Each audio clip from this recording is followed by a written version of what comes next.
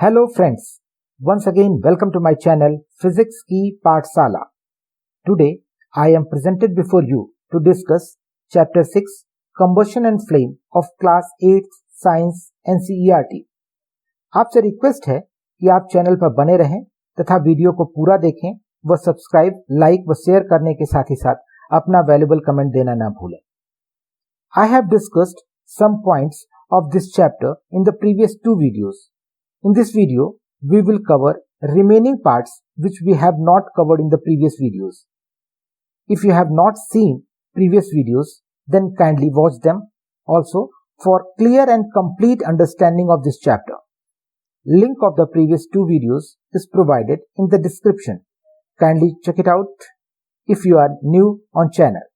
So, let's start our discussion on Class 8th Science NCERT Chapter 6 combustion and flame.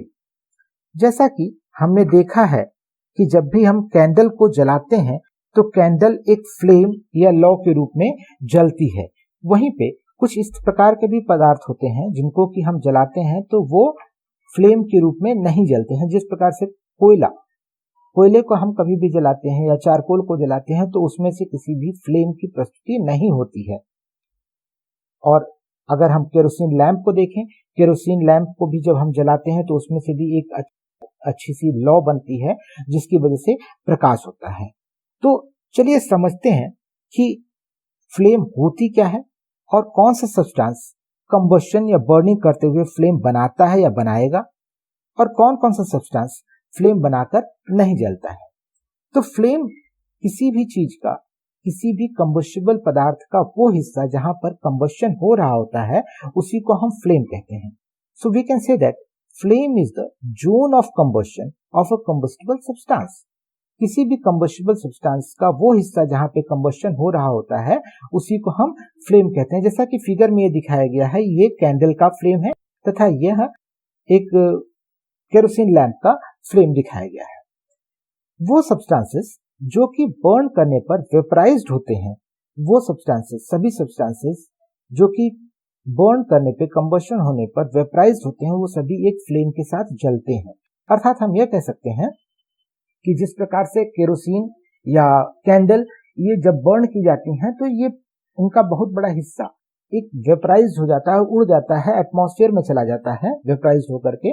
वे सारे के सारे पदार्थ एक फ्लेम के रूप में जलते हैं. वहीं पे दूसरी तरफ हम देखते हैं कि कोल और चारकोल जो कि वेपराइज नहीं होते, on the combustion they do not get vaporise and they do not form the flame. So we can say that those substances which do not vaporise during the burning do not produce the flame. Examples are coal and charcoal. वो सारे पदार्थ जो कि burning करने पर vaporise नहीं होते हैं, वो फ्लेम के रूप में नहीं जलते हैं. जैसा कि हमारा कोल और चारकोल इस फिगर में भी दिखाया गया है कि कोल जब भी जलता है तो देखिए यहाँ पे कोई फ्लेम प्रस्तुत होती हुई नहीं दिखाई पड़ रही. उसी प्रकार से चारकोल में भी कोई भी फ्लेम नहीं बनती है. और यह पाया गया है, यह हम कॉमन ऑब्जर्वेशन से देख सकते हैं कि जब भी हम इनको बर्न करते हैं तो ये वेपराइज नहीं भी होते हैं. अतः हम यहाँ से यह निष्कर्ष निकालते हैं कि जो सारे सब्सटेंसेस जो बर्निंग करने पर वेपराइज्ड होंगे वो सभी एक फ्लेम के रूप में जलते हैं तथा प्रकाश देते हैं, तथा वह सारी चीजें जो कि फ्लेम के रूप में नहीं जलती हैं वो वेपराइज्ड भी नहीं होती हैं. यदि हम एक जलती हुई मोमबत्ती के पास एक प्लेट ले आते हैं, ग्लास की प्लेट, जो इसके मिडिल पार्ट में अगर लाते हैं तो हम थोड़ी देर बाद देखते हैं कि इस प्लेट के ऊपर एक ब्लैक सा स्पॉट बन जाता है, काला सा धब्बा बन जाता है. वहीं अगर हम एक तार कॉपर का या किसी और मेटल्स का ले आते हैं जो कि इसके बाहर के हिस्से पर, सबसे बाहरी हिस्से पर अगर रखते हैं, उसके पास में लाते हैं तो हम देखते हैं कि थोड़ी देर में ये लाल रंग का हो जाता है, बट इस पे किसी प्रकार का काला धब्बा नहीं पड़ता है. तथा यहाँ इस ऊपरी हिस्से का रंग और ये अंदर के हिस्से का रंग दोनों अलग अलग होता है. अतः हम इन मोमबत्ती के फ्लेम को उसके अलग अलग कलर और अलग अलग प्रॉपर्टीज के हिसाब से हम तीन हिस्से में बांट सकते हैं. So we can say that on the basis of color of the flame, and temperature, we can divide a flame into three parts. So the first part of the candle is the outermost zone, and the second part we can say that the just below to that zone, and the third part is the innermost zone. हम तीन हिस्से में इसको बांट सकते हैं. जो सबसे बाहर का हिस्सा होता है लगभग ये इनविजिबल्स होता है, या हम ये कह सकते हैं कि ये ब्लू कलर की लाइट के साथ जलता है. यहाँ पर कंप्लीट कंबस्शन हो रहा होता है और यहाँ का टेम्परेचर सबसे ज्यादा होता है.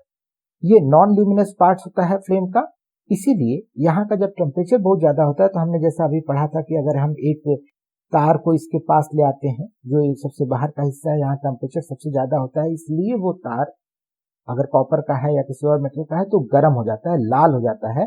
इसी प्रॉपर्टीज को, इसी हिस्से को यूज करते हुए हमारे गोल्ड स्मिथ या आयरन स्मिथ यूज करते हैं. आपने देखा होगा कि जब भी गोल्ड स्मिथ सोने को पिघलाने के लिए एक छोटी सी ट्यूब रखता है, इस तरह का नोजल होता है जिससे ब्लो करता है वो एयर को, और इसके बाहर के हिस्से की लौ को ही बाहर की तरफ किसी एक चीज पे प्रोजेक्ट करता है, जिस चीज को उसको गलाना होता है.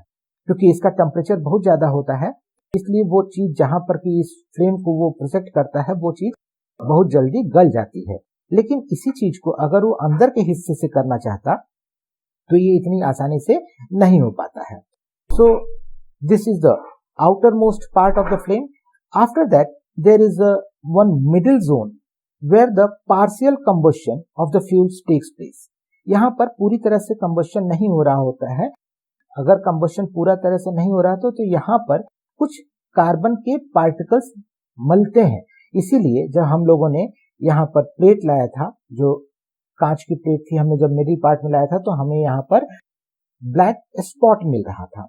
यह हिस्सा मॉडरेटली हॉट होता है और ये ल्यूमिनस पार्ट होता है, ये हमें प्रकाश देता है, ये चमकदार हिस्सा होता है. ये इसका रंग जो होता है ये पीले रंग का होता है. So this is the second और the middle zone of the flame, and the third one zone of the flame is the innermost zone. Innermost zone जो सबसे अंदर का हिस्सा है, जो फ्लेम का ये सबसे अंदर का हिस्सा होता है, यहाँ पर ये कंबस्शन इनकम्प्लीट हो रहा होता है या अनबर्न्ड होता है, वेपर्स होते हैं फ्यूल्स के यहाँ पर, इसीलिए एक काला हिस्सा का होता है, यहाँ पर कंबस्शन हो ही नहीं रहा होता है properly, and this colour is black and this is the least hot part. So to understand it clearly, let us see this figure also. The structure of the flame here we can say represent again, this is the outermost part, which is the non-luminous zone where the complete combustion takes place, and this is the hottest part of the flame. After that, there is a one middle zone, or it is of the yellow color where the partial combustion takes place, and it is a moderately hot. ये जो outermost part होता है उससे कम गर्म हिस्सा होता है.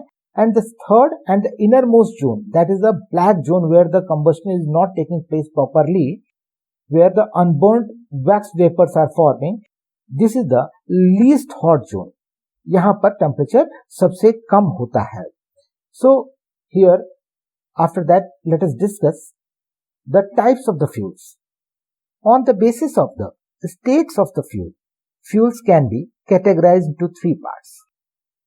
Number one, solid fuels, liquid fuels, and number third gaseous fuels. वो सारे के सारे फ्यूल जो सॉलिड फॉर्म में नॉर्मल अवस्था में पाए जाते हैं उन्हें हम सॉलिड फ्यूल्स कहते हैं, तथा वो फ्यूल्स जो लिक्विड अवस्था में पाए जाते हैं सामान्यतः उसे हम लिक्विड फ्यूल्स कहते हैं, तथा ऐसे फ्यूल्स जो सामान्य अवस्था में गैसियस स्टेज में पाए जाते हैं उन्हें हम गैसियस फ्यूल्स कहते हैं. सॉलिड फ्यूल्स के एग्जाम्पल हमारे हो सकते हैं लकड़ी, कोयला, चारकोल इत्यादि, तथा liquid fuels kerosene, petrol, diesel इत्यादि, जिनको कि हम ऑटोमोबाइल्स इंडस्ट्रीज में यूज करते हैं, अपने बाइक्स में, कार्स में यूज करते हैं. तथा gaseous fuels just like CNG, LPG, biogas, hydrogen etc. All these are the gases, and nowadays we are using CNG at the most for our automobiles. And LPG, this is again a gaseous product which we use in our LPG cylinder to cooking the food. Here in the figure, we have represented the solid fuels, here the wood and the charcoal, and the liquid fuels we have represented the kerosene and the petrol, and in the gaseous fuels I have represented the CNG and the LPG. I think now it is clear. So चलिए समझ लेते हैं what are the characteristics of a good fuel, यानी किसी भी अच्छे fuels में क्या क्या गुण होने चाहिए. So the main characteristics of a good fuels are it is readily available, यानी यह सुलभ होना चाहिए, सभी को आसानी से मिलता हुआ हो. It should be the cheap, ये सस्ता भी होना चाहिए, ऐसा नहीं कि बहुत महंगा हो, सामान्य पब्लिक उसको ना अफोर्ड कर सके. It should be easy to store and transport, ये हमको घरों में रखने के लिए या एक जगह से दूसरे जगह तक ले जाने के लिए ये सुलभ होना चाहिए, सुरक्षित होना चाहिए. And it number 4th property should be it burns at the moderate rate, यानी यह मध्यम गति से इसमें रिएक्शन होना चाहिए, बहुत फास्ट या बहुत स्लो रिएक्शन नहीं होना चाहिए. अगर बहुत फास्ट रिएक्शन हो जाएगा तो बहुत तेज ज्यादा एनर्जी निकलेगी, जिस एनर्जी को अगर हम कंट्रोल नहीं कर सकते तो एक्सप्लोड कर जाएगा, जो हार्मफुल होगा. एक्सप्लोड करने जैसे लाइक हमारे क्रैकर्स या एटम बम्स या बम्स के हिसाब में काम करने लगेगा. इसलिए हम ये कहते हैं कि इनसे मिलने वाली जो एनर्जी होनी चाहिए या इनकी बर्निंग प्रोसेस जो होना चाहिए मॉडरेट रेट का होना चाहिए. And next property of the good fuels is it should produce a large amount of the heat, ये अच्छी खासी हीट प्रोवाइड करे ताकि हमारे को जो भी खाना पकाना है या जो भी कार्य करना था फ्यूल से उसको हम इजिली कर सकें. Next property does not leave behind any undesirable substances और रेजिड्यूज, ये जलाए जाने पर बर्निंग करने के पश्चात कोई भी अनडिजायरेबल बाई प्रोडक्ट्स नहीं छोड़ना चाहिए. जैसा कि हम देखते हैं कि पहले हम घरों में उपले या कंडी यूज करते थे या लकड़ी भी यूज करते हैं हम लोग, तो हम देखते हैं कि इसको जब बर्न करते हैं तो बहुत ढेर सारी राख बच जाती है, तो इसलिए हम इसको एक अच्छा गुड फ्यूल नहीं कहते.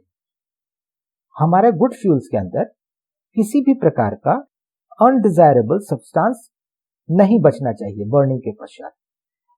तथा next property it should not cause pollution, this is the most important property for the environment concern. कभी भी किसी भी अगर एक गुड फ्यूल है तो उसको जलाए जाने पर किसी भी प्रकार का हार्मफुल गैसेस नहीं निकलने चाहिए जिसकी वजह से हमारा एटमॉस्फेयर पॉल्यूट होता हो. जैसा कि हमने इन प्रॉपर्टीज में देख लिया और ये समझ में भी आ रहा है हमें कि कोई भी फ्यूल आइडियल फ्यूल नहीं, कोई भी फ्यूल ऐसा नहीं हो सकता कि वो सारी की सारी प्रॉपर्टीज को फुलफिल करता हो. So we can say that no fuel is ideal, that is fulfilling all the characteristics listed above.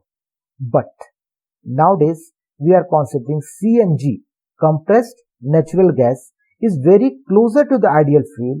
It is a nearly fulfilling all the properties listed above. So here we can say that CNG is the cleanest fuel in the present scenario at present. So our government is using much more emphasis to use the CNG. That's why nowadays much more cars and vehicles are coming with the CNG kit, so that people can use the CNG as a fuel, so that the pollution in the atmosphere should be minimized. To compare or to represent the quality of the fuel, we use a term called calorific value. Let us understand what is the meaning of the calorific value of a fuel. अगर हम किसी भी fuel को 1 kilogram को burn करते हैं तो उससे जितनी एनर्जी निकलती है वही उसकी कैलोरिफिक वैल्यू कहलाती है. So we can say that the calorific value of a fuel is the amount of heat energy produced on complete combustion of 1 kilogram of the fuel. The calorific value of a fuel is expressed in kilo joule per kilogram. जो SI units है किसी भी fuel की calorific value की, वो kilo joule per kilogram, यानी 1 kilogram को जलाने पर कितनी जूल एनर्जी हमें मिलती है हीट एनर्जी, उसी को हम उसकी कैलोरिफिक वैल्यू कहते हैं. यहाँ पे टेबल में हमने कुछ चीजों की कैलोरिफिक वैल्यू को लिस्ट किया हुआ, जैसे कि सबसे पहले हमने लिस्ट किया है काउडंग. काउडंग केक की 6000 से 8000 किलो जूल्स पर किलोग्राम होती है. उसी प्रकार से wood, coal, petrol, kerosene, diesel, methane, CNG, LPG, biogas और हाइड्रोजन गैस सभी की कैलोरीफिक वैल्यू को इनलिस्ट किया गया है। यहाँ से हम देखते हैं कि सबसे मिनिमम जो कैलोरीफिक वैल्यू आई है काऊ डंग की है, यानी जो उपले हम लोग घरों में बनाते थे या काऊ डंग बनाते थे या कंडी जिसको कहते हैं, उसकी कैलोरीफिक वैल्यू सबसे कम होती है। वहीं पर हाइड्रोजन की कैलोरीफिक वैल्यू सबसे ज्यादा है।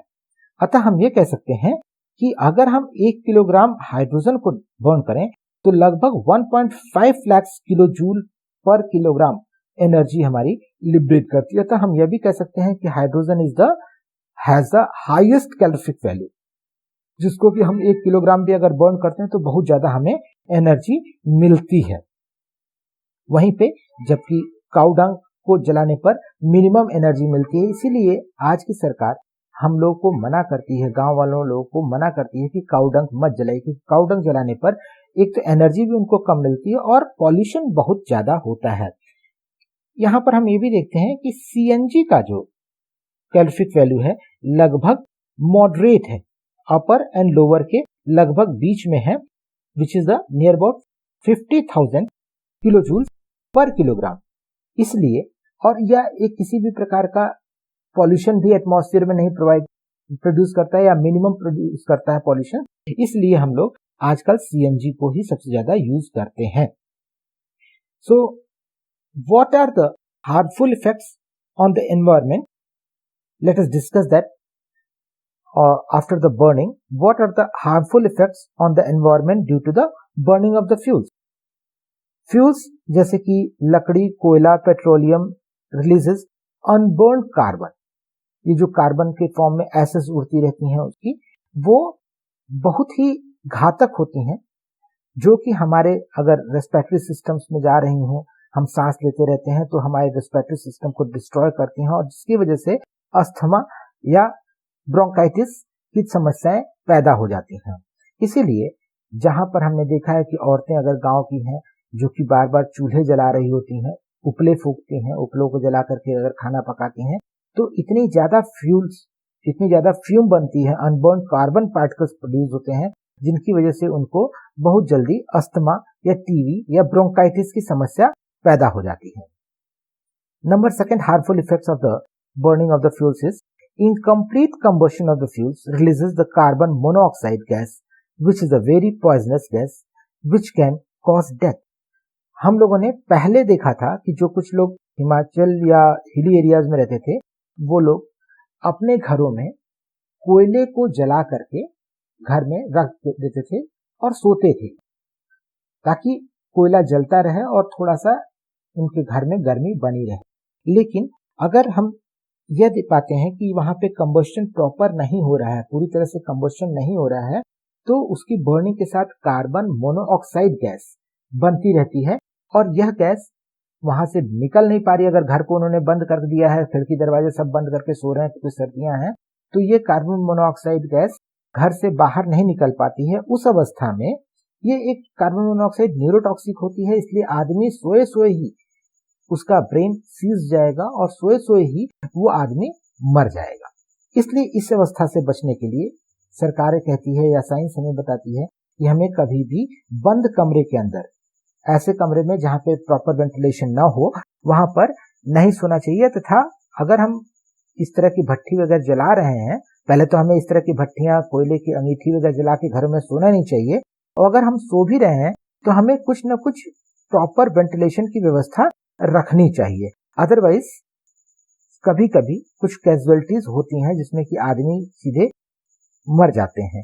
सोए सोए ही वो आपस में उठ करके फिर भट्टी को हटाना या वो अपने बचाव करना वो भी नहीं कर पाते हैं। Number third, burning of the most fuels releases the carbon dioxide gas which causes rise in the temperature of the atmosphere. This called the global warming. It causes melting of polar ice, rise in the sea levels and flooding of the coastal areas.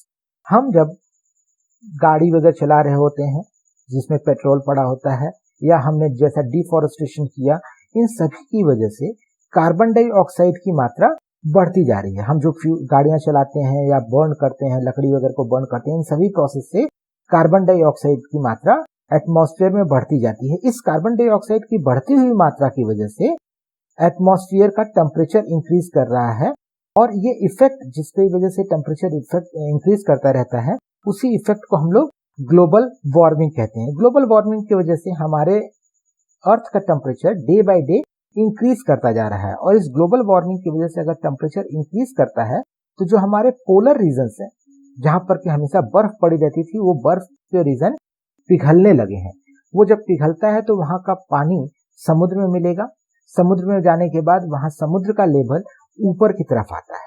समुद्र का level जैसे ही ऊपर की तरफ आएगा तो उसके जो कोस्टल एरिया पे जितने भी एरिया थे वो सभी डूब जाएंगे, जिसकी वजह से हमारे जो कोस्टल एरिया के कोस्टल रीजन के एरियाज होंगे वो बहुत बड़े डेंजर में फंस जाएंगे। इस वजह से भी सरकार ये कहती है, या हमारी गवर्नमेंट या पूरा विश्व भी कहता है कि हमें इस तरह के फ्यूल जो कि CO2 कार्बन डाइऑक्साइड ज्यादा से ज्यादा प्रोड्यूस कर रहे हैं उसको हमें यूज नहीं करना चाहिए, मिनिमम यूज करना चाहिए या नहीं ही यूज करना चाहिए। आजकल हमारे पास अवेलेबल ऐसे रिसोर्सेज हैं जिसकी वजह से हम कार्बन डाइऑक्साइड का उत्सर्जन बिल्कुल से रोक सकते हैं। जैसे कि हमें घरों के इस्तेमाल के लिए CNG या गाड़ी वगैरह में CNG इस्तेमाल करें, घरों के लिए सोलर कुकर, सोलर एनर्जी को यूज करें जिसमें से किसी भी प्रकार का CO2 एक्सट्रैक्ट नहीं होता है।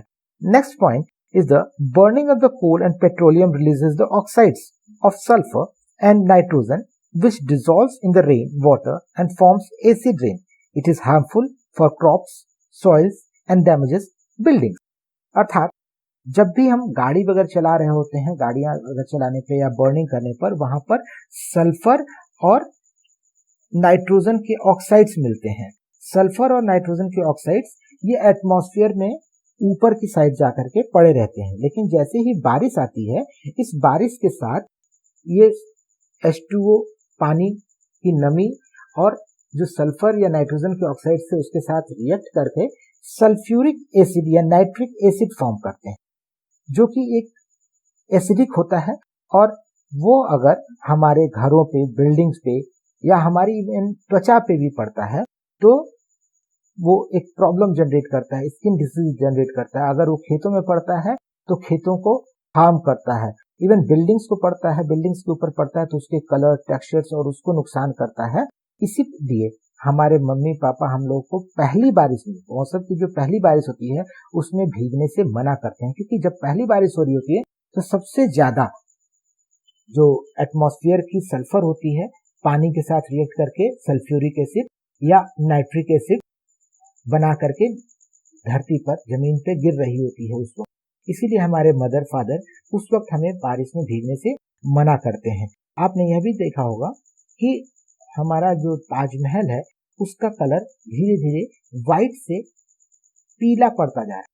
उसके पीछे भी सबसे बड़ा इंपॉर्टेंट कारण यही है, एसिड रेन है। एसिड रेन की वजह से वहां का जो सरफेस है वो अफेक्टेड हुआ है, और ये बहुत बड़ा डैमेज करता है हमारे क्रॉप्स को, हमारी हेल्थ को। अगर ये इस तरह की बारिश में हम भीगते हैं तो हमें स्किन डिसीज हो जाती है। अगर हमारी क्रॉप है, अगर इस तरह के पानी उस पर ज्यादा पड़ता है तो क्रॉप्स में जो अंकुरण हो रहा था या जो जर्मिनेशन हो रहा था वो स्टॉप हो जाता है, रुक जाता है।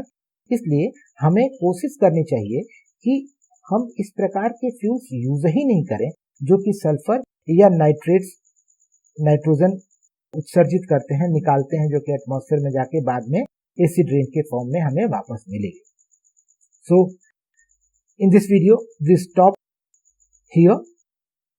I think in this video we have thoroughly discussed chapter 6 combustion and flame in 3 videos. This is the last part of the video. The link of the other 2 previous videos is provided in the descriptions. Kindly check it out. Hence here we stop our discussion. The next chapter we will discuss in the next video. To remain updated, kindly don't forget to like, share and subscribe my channel Physics Ki Pathsala. Thanks a lot and bye bye till next video. Thanks.